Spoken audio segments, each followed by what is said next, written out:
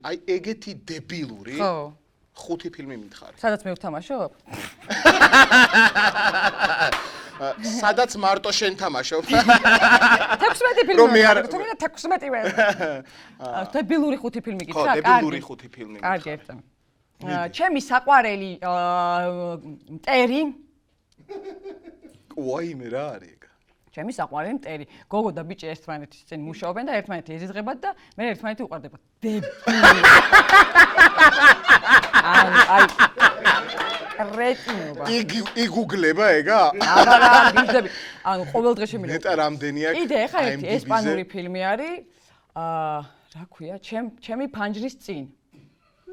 ჩემ ფანჯარასთან. როგორ ხდება? ეს გოგო არის ცოტა დაბალი ფენა, მაგის წინ ცხოვრობს მდიდარი საოცარი ბიჭი, რომელიღაცა ღმერთის არესი ქვია ხო? არესი ქვია. სამი ძმანი არიან და არესი, რაღაცა ღმერთების სახელები ქვია და ერთმანეთი უყვარდებათ დებილობა ესეც.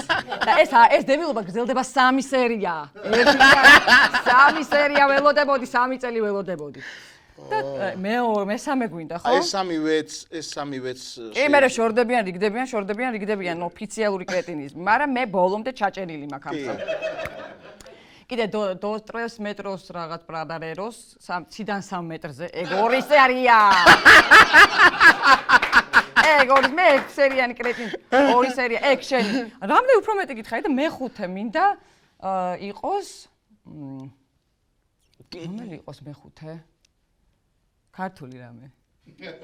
მიდი. არა, ქართული არა. მოიცადე ეს. შეცვა და ზოგა ადამიანები. ესე ქვია, ჟუპა. ჟუპა. დაფ ქვია, ანუ გოგოზე არის, რომელსაც ყავს ორი დაქალი, ლამაზი, ეს გოგო ისეთი ლამაზი არ არის და აღმოაჩენს, რომ აი ორ გოგოს რო ერთი არალამაზი. ანუ რასაც მივხვდი, ყველა კონკიას ის არის. ანუ ყველა დებილობაა, კონკი არ ვიცი, მაგრამ ყველა კრეტინიზმი.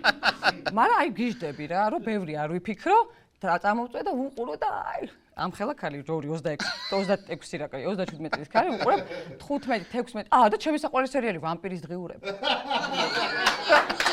ეხლაც 37 წლის ასაკში ვამპირის დღიურები. კი მეგობრებო და მე მეკითხებიან რომ რატო არ გეტყობა ასაკი? იმიტომ რომ იქ ვარ. თინეიჯერები ვარ მაქსიმალურად. აუ ნახე